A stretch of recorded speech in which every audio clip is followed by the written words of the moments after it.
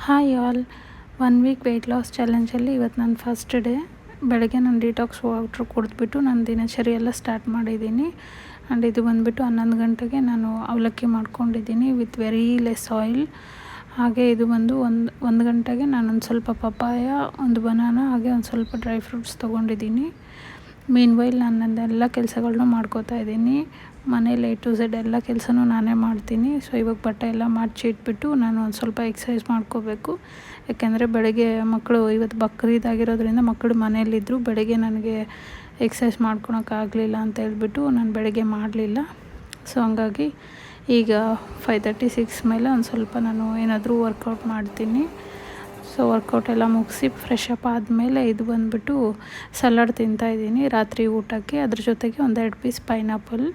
Thank you so much for watching my vlog. See you in the next vlog.